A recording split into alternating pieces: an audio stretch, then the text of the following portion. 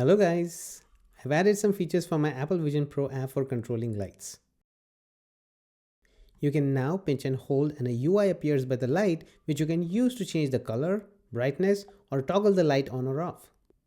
The pinch and hold felt a little unreliable to use, so I also played with a mode in the app that shows the UI on a spatial tap gesture. This is a little bit faster than pinch and hold, but it requires to put the app in a separate mode.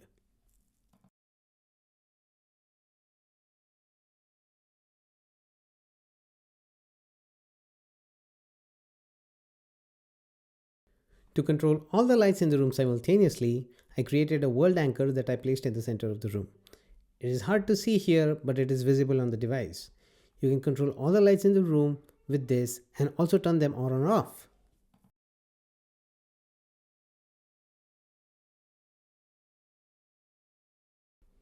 I also wanted to show you that the tracking is pretty reliable. Here is a freshly launched app after a full device reboot in a different room, and I walked to my living room and the world anchors loaded pretty accurately where I created them. I will be posting a detailed tutorial on YouTube very soon, so please subscribe to my channel. The link is in the description.